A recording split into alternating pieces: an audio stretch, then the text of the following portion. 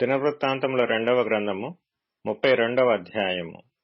రాజు ఇట్టి నమ్మకమైన చర్య చూపిన తరువాత అష్షూరు రాజైన సన్హెరీబు వచ్చి యూదాదేశములో చొరబడి ప్రాకారపురముల ఎదుట దిగి వాటిని లోపర్చుకొనజూచెను. సన్హెరీబు దండెత్తి వచ్చి యెరూషలేము మీద యుద్ధము చేయనుద్దేశించి యున్నాడని హిజ్కియా చూచి పట్టణము బయటనున్న ఊటల నీళ్లను అడ్డవలెనని తలచి తన అధిపతులతోనూ పరాక్రమశాలులతోనూ యోచన చేయగా వారతనికి సహాయము చేసిరి. బహుజనులు పోగై అష్షూరు రాజులు రానేలా విస్తారమైన జలము వారికి దొరకనేలా అనుకొని ఊటలన్నిటినీ దేశ మధ్యము గుండా పారుచున్న కాలువను అడ్డిరి.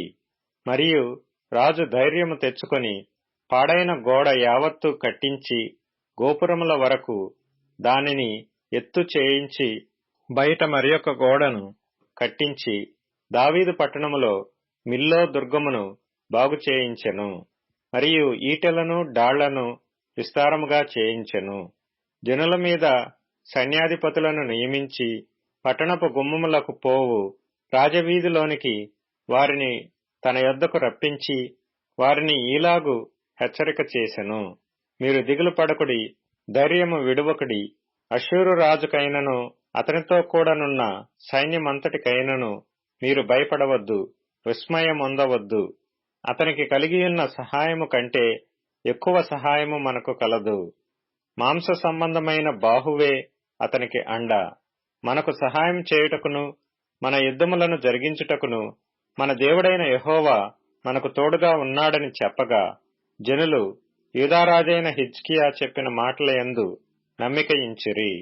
ఇది అయిన తరువాత అష్షూరు రాజైన సన్హెరీబు తన బలగమంతటితో లాకీషును ముట్టడి వేయిచుండి యెరూషలేమునకు యూదారాజైన హిజ్కియా యొద్దకును యెరూషలేమునందున్న యూదావారందరి యొద్దకును తన సేవకులను పంపి ఇలాగు ప్రకటన చేయించెను.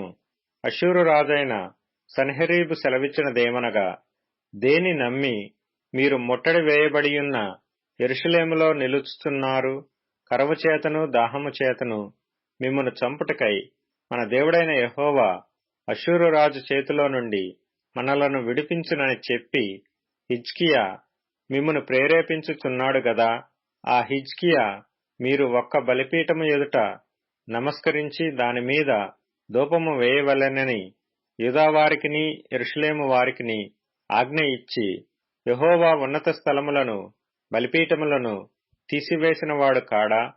నేనును నా పితరులను ఇతర దేశముల జనులకందరికిని ఏమేమి చేసితిమో మీరెరుగరా? ఆ దేశ జనుల దేవతలు వారి దేశములను నా చేతిలో నుండి ఏ మాత్రమైనను రక్షింపచాలియుండెనా? మీ దేవుడు మిమ్మును నా చేతిలో నుండి విడిపింపగలడనుకొనుటకు నా పితరులు బొత్తిగా నిర్మూలము చేసిన ఆయా దేశస్థుల సకల దేవతలలోనూ తన జనులను నా చేతిలో నుండి విడిపింపగలిగిన దేవుడొకడైనా ఇండెనా? కాబట్టి ఇప్పుడు హిజ్కియా చేత మీరు మోసపోకుడి. మీరు ఇట్టి ప్రేరేపణకు లోబడకుడి. అతని నమ్ముకొనకుడి. ఏ జనుల దేవుడైనను ఏ రాజ్యపు దేవుడైనను తన జనులను నా చేతిలో నుండి గాని నా పితరుల చేతిలో నుండి గాని విడిపింపలేకపోగా మీ దేవుడు నా చేతిలో నుండి మిమ్మును మొదలే విడిపింపలేకపోవును గదా అనెను. అతని సేవకులు దేవుడైన యెహోవా మీదను ఆయన సేవకుడైన హిజ్కియా మీదను ఇంకనూ పేలాపనలు పేలిరి. అదియుగాక ఇతర దేశముల జనుల దేవతలు తమ జనులను నా చేతిలో నుండి ఏలాగున విడిపింపలేకపోయిరో అలాగున హిజ్కియా సేవించు దేవుడును తన జనులను నా చేతిలో నుండి విడిపింపలేకపోవునని ఇశ్రాయేలు దేవుడైన యెహోవాను నిందించుటకును ఆయన మీద అపవాదములు పలుకుటకును అతడు పత్రికలు వ్రాసి పంపెను.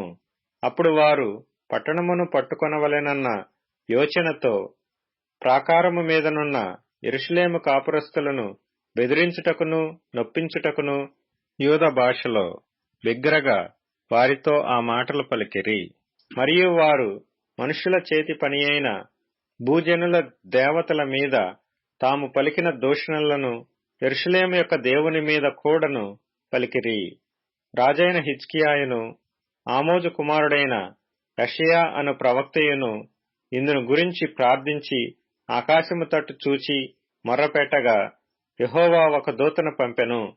అతడు అష్షూరు రాజు దండులోని పరాక్రమశాలులనందరినీ సేనా నాయకులను అధికారులను నాశనము చేయగా అష్షూరు రాజు సిగ్గునొందిన వాడై తన దేశమునకు తిరిగిపోయెను. అంతటా అతడు తన దేవుని గుడిలో చొచ్చినప్పుడు అతని కడుపున పుట్టిన వారే అతని అక్కడ కత్తిచేత చంపిరి. ఈ ప్రకారము యెహోవా హిజ్కియాను యెరూషలేము కాపురస్తులను అష్షూరు రాజైన సన్హెరీబు చేతిలో నుండియు అందరి చేతిలో నుండియు రక్షించి అన్ని వైపులను వారిని కాపాడినందున అనేకులు యెరూషలేములో యెహోవాకు అర్పణలను యూదారాజైన హిజ్కియాకు కానుకలను తెచ్చి ఇచ్చిరి. అందువలన అతడు అప్పటి నుండి సకల జనముల దృష్టికి ఘనత నొందిన వాడాయెను. ఆ దినములలో హిజ్కియా రోగి అయి మరణదశలో నుండెను. అతడు యెహోవాకు మొర్రపెట్టగా ఆయన అతనికి తన చిత్తమును తెలియపరచి అతనికి సూచన ఒకటి దయచేసెను. అయితే హిజ్కియా మనసున గర్వించి తనకు చేయబడిన మేలుకు తగినట్లు ప్రవర్తింపనందున అతని మీదికిని యూదా యెరూషలేముల వారి మీదికిని కోపము రాగా హిజ్కియా హృదయ గర్వము విడిచి తానును యెరూషలేము కాపురస్తులను తమను తాము తగ్గించుకొనిరి గనుక హిజ్కియా దినములలో యెహోవా కోపము జనుల మీదికి రాలేదు. హిజ్కియాకు అతి విస్తారమైన ఐశ్వర్యమును ఘనతయు కలిగెను. అతడు వెండి బంగారములను రత్నములను సుగంధ ద్రవ్యములను డాళ్లను నానా విధములగు శ్రేష్టమైన ఉపకరణములను సంపాదించి వాటికి బొక్కసములను కట్టించెను.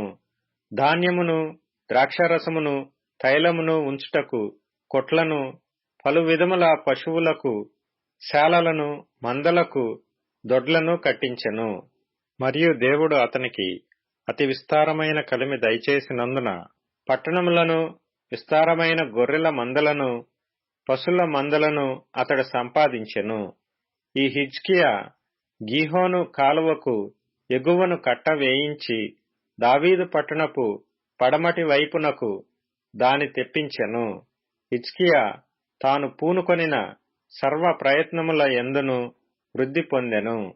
అతని దేశము ఆశ్చర్యముగా వృద్ధి నొందుటను గూర్చి విచారించి తెలుసుకొనుటకై బబులోను అధిపతులు అతని యొద్దకు పంపిన రాయబారుల విషయములో అతని శోధించి అతని హృదయములోని ఉద్దేశమంతయు తెలుసుకొనవలెనని దేవుడు అతని విడిచిపెట్టెను. హిజ్కియా చేసిన ఇతర కార్యములను గూర్చియు అతడు చూపిన భక్తిని గూర్చియు ప్రవక్తయును ఆమోజు కుమారుడునగు యెషయాకు కలిగిన దర్శనముల గ్రంథమునందును యూదా ఇశ్రాయేలీల రాజుల గ్రంథమునందును వ్రాయబడి ఉన్నది. హిజ్కియా తన పితరులతో కూడా నిద్రించగా జనులు దావీదు సంతతి వారి శ్మశాన భూమియందు కట్టబడిన పై స్థానమునందు అతని పాతిపెట్టిరి. అతడు మరణమొందినప్పుడు యూదావారందరూ యెరూషలేము కాపురస్తులందరూ అతనికి ఉత్తర క్రియలను ఘనముగా జరిగించిరి. అతని కుమారుడైన మనష్షే అతనికి మారుగా రాజాయెను.